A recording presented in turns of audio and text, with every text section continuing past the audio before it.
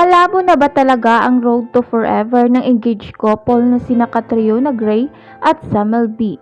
Yan ang tanong ng maraming fans at netizens matapos mapansin na hindi na makita sa Instagram account ng beauty queen ang engagement photos nilang ng aktor. Kung matatandaan, February last year nang ma-engage ang dalawa na kung saan ibinandera sa kani-kanilang IG page ang litratong magkalapit ang mukha sa isa't isa habang may hawak na caps na may nakasulat na Mr. Melby at Future Mrs. Melby. Magugunitang kumalat ang chika na hiwalay na raw sina Catriona at Sam nang mapansin ng mga netizens na hindi nasuot ng beauty queen ang kanyang engagement ring. Nasundan pa ito ng mabanggit ng Showbiz Insider na si OG Diaz sa kanyang YouTube vlog ang tungkol sa sinasabing breakup ng engaged couple. Paglalarawan ni OG, tila parang sina Jericho Rosales at Kim Jones ang peg ngayon ng engaged couple based sa kanyang source. Matagal na anya hiwalay sina Sam at Kat pero nananatili raw silang magkaibigan.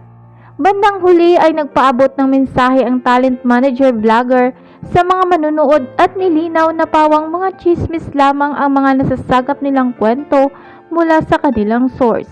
Ngunit agad namang nagkaroon ng paglilinaw ang Cornerstone na hindi pa hiwalay sina Kat at Sam pero kasalukuyang inaayos ng dalawa ang problema sa kanilang relasyon. Makalipas niyan ay mukhang naging maayos naman ang lahat sa pagitan ng dalawa dahil ilang beses silang nakikita na magkasama sa kabila ng nahaharap na mga issue. Kagaya noong Marso na tila nakipag-double date pa sina Catriona at Sam kasama ang mag-asawang sina Isabel Ole at John Prats. Spotted din ang engaged couple noong April sa birthday party ng president ng Cornerstone Entertainment na si Erickson Raimundo na ginanap sa Pampanga. Ikinatuwa naman ito ng kanilang mga tagahanga dahil ibig sabihin umano ay hindi totoo ang mga balitang hiwalay na ang dalawa.